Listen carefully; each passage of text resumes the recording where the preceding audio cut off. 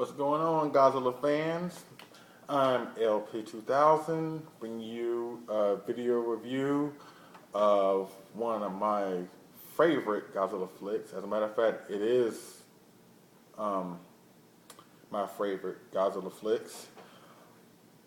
Mothra versus Godzilla, or as it came out in the States in September 1964, Godzilla versus the Thing, or when it came out on cable television when I was growing up, Godzilla vs. Mothra. Not to be confused with Godzilla vs. Mothra 1992. More on that later. Now, before I get started with this video, I got a couple shout outs I got to give. First off to my homie Burley Vang out there in California. I see you, player. One of my new friends that I made through a couple of Facebook groups I'm a part of, Alexander Lugo. What's up, man, up there in Brooklyn? And don't worry about people hating on you. Trust me, everybody has haters. Even Jesus had haters, but hey, keep on doing what you're doing. And last but not least, one of my friends that I made on the group, he lives out there in Japan, Brandon Elijah Garza. What's up? Congratulations to you and your family for the new addition. Congrats to you. Also, I'd like to give a shout out to a couple of guys that have made YouTube videos on this genre and has given me the inspiration to do my own. Richard Eso, Samson West, Butch Bullinger, also known as Brutezilla, O2 Duder. I'm sorry if I'm butchering your name, dude. You know, O2Zilla, and Godzilla Fan Freaks, Everett Groden. Once again, I apologize if I butchered any of your names, but please don't take it personal, and please don't sue me. Anyways, like I was saying, thank y'all for all y'all for the inspiration. Thanks to Burley, Alexander, Brandon for the friendship. I really appreciate it, and hopefully I'll get to do more videos. Hopefully y'all will support it. Now, getting back to the situation at hand, right, fellas? My review is going to be of the fourth film in the Godzilla franchise, Mothra vs. Godzilla. And let me tell you how I was first introduced to this. I'm from a small town in North Carolina, and the only access to Godzilla films that I did have was on the Superstation TBS, which back in those days, for me as a kid growing up, the only two things that was worth any good on that station was one, WCW wrestling on Saturdays.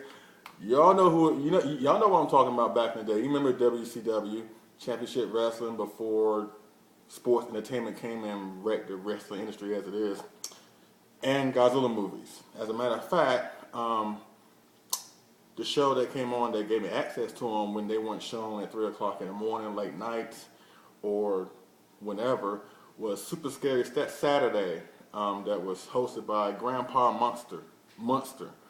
You know, the Count Dracula spoof guy from the Munster Show. And they would showcase all these Godzilla movies. And that's how I gained access to Godzilla. And then from there, my passion into it just grew and grew and grew into everything that you see today. Well, this is like two of my prized possessions, but I'll get into that a little bit later. But as far as Mothra vs. Godzilla goes, I was introduced to this. I saw a preview on TV that was advertising this movie was about to come on, and it says Godzilla vs. Mothra. So at that time, I only see just a few of the Godzilla films. Godzilla King of the Monsters, because they only showed only a handful on Superstation TBS. Godzilla King of the Monsters, Godzilla's Revenge, the Son of Godzilla, Godzilla vs. the Sea Monster. Those were the only ones that were readily available on cable, released on the Superstation, which I had access to. But on this day, they showed previews of Mothra vs. Godzilla, or as they called it, Godzilla vs. Mothra. But however, when I saw the previews on TV, I was excited somewhat, but I wasn't too excited because only on the previews that they showed the brief fight scenes of Godzilla fighting Mothra from Godzilla vs. the Sea Monster movie. And as you know, in that movie, Godzilla does tangle with Mothra just a little bit.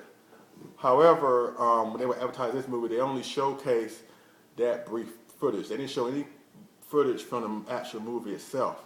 So when I saw it, I was like, me being a kid, I was excited, but even during then, I was like, but I seen it before, Godzilla vs. the Sea Monster. So I'm thinking that this movie is going to be like another Godzilla's Revenge, where it's going to rely mostly on stock footage and not have any real footage. But yet, I was going to tape it anyway, and it was a Saturday, so I was a kid doing kid things, and I didn't get a chance to see it, but I taped it. But but had I known that it was going to be an all-new movie that I haven't seen before, I would have been there front and center to watch it. But I was thinking it was going to be another Godzilla's Revenge, so I was like, okay, I'll just get to round to it when I get to it. And when I did, wow, I was blown away. And like I said in the beginning, this is my favorite Godzilla film of all time. And that's really saying a lot, because the dude got a laundry list of great movies under his belt. Some bad, don't get me wrong, there are some movies that are questionable. But this is by far my personal favorite. And let me give you a brief synopsis on those who haven't seen the movie. For those who have seen it, you obviously know what I'm talking about, but for those who haven't seen it, really? You haven't seen it? Anyways. What's up, baby? Mwah.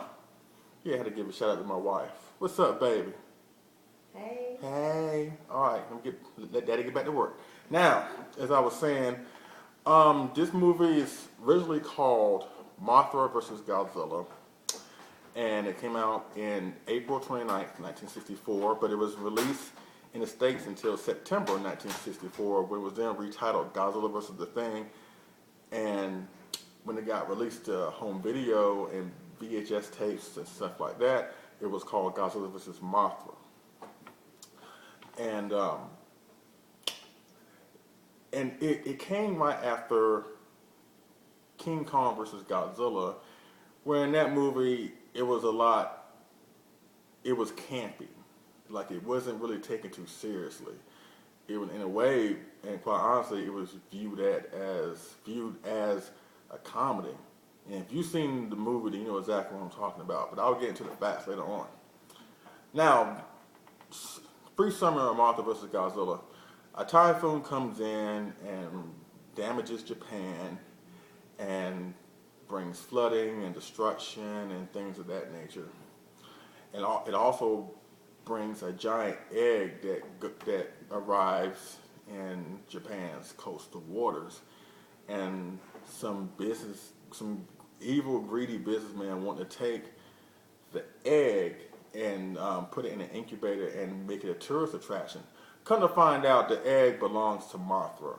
And the fairies, the twin fairies that worship Mothra and are basically like the spokesperson people for Mothra, try to tell Japan, at least 3 key people, 2 reporters and a scientist, that they want their egg back before the egg hatches, because they don't want the larva, which will hatch out of the egg, to do any damage. So they want to get their egg back before that all happens.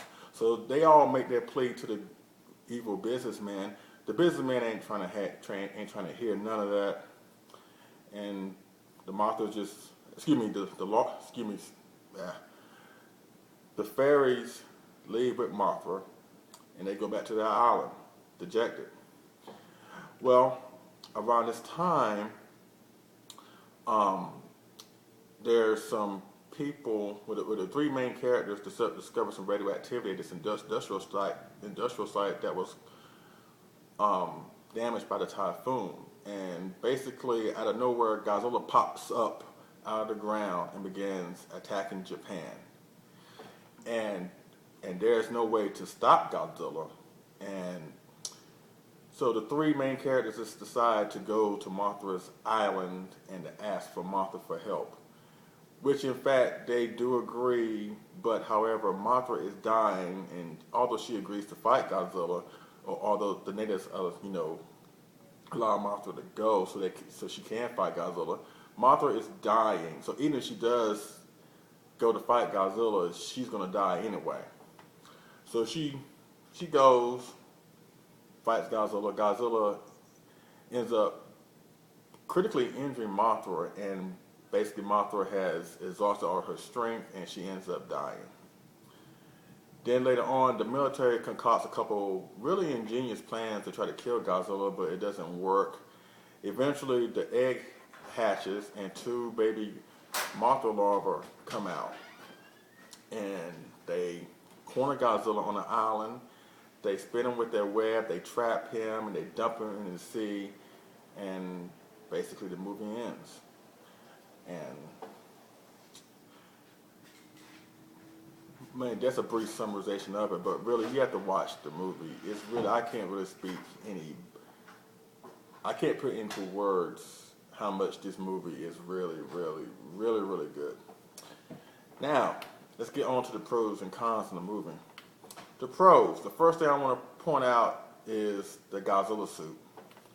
As you can see here, this is the Godzilla suit that was used. Where's a model kit of it? This is the M1 Godzilla kit, 1964. And it was professionally painted and built by a guy that I know. And as you can see, the suit is just awesome. He's scary, he's proportioned, I can't put into words how awesome he is. This is the same one, however, I had this one painted as he appeared in the next Godzilla movie, Godzilla the Three-Headed Monster, because basically the same suit was made for both movies. Although there's different paint schemes on both of them, but since I had this one, I had it painted to suit that one, since this one's more painted from how he looked in Mothra vs. Godzilla. And this is more painted to how he looked in Godzilla the Three-Headed Monster. I'll do a separate video on him later if y'all want, but that's how I like to display my Godzillas. It's just, he has evil looking eyes, his fangs are very detailed, his claws, his feet, his whole body, even his spine, his tail is long, and it's just an awesome suit. As a matter of fact, it's probably arguably the most favorite suit out of all Godzilla fans or Godzilla collectible collectors. So that's one of the major pros of the movie. Another pro, Mothra's character. Now in this movie, Mothra is the good guy, and hence Godzilla is the villain. But I find it very admirable that Mothra agrees to fight Godzilla even though she's dying, because for one, she's going to protect her egg and her children. But the fact that she's willing to go knowing that she's going to lose anyway really it's interesting to me. Be honest, I'm not the same way. If I know I'm going to lose a fight, I'm going to just, like, you know what, forget it, live to fight another day. That's a character flaw, that's mine, whatever, deal with it. Which is also, I told my wife this, that she has the same character attributes as Mothra in this film. That even if she knows she's going to lose, she's still going to fight and persevere and see it to the better end. That's one of the things why I love her so much. It's because she has that quality. And Mothra's character basically exemplifies that she's going to fight Godzilla, and even though she's dying, she's still going to fight him anyway. I mean, to go up against something that you know that you're going to lose, but yet still stand behind that is very, very admirable. So I enjoyed Mothra's character because of that, as well as when her children hatch out of the egg and fight Godzilla, you know, basically try to avenge the death of their mother or father. Well, yeah, it's mother, yeah, Mothra's the she. Is very admirable too, because if somebody kills your parents, you would go after the person responsible. I mean, that's a no-brainer. Another pro, the story. Story is top-notch. Written by Shinichi Sekizawa. It's very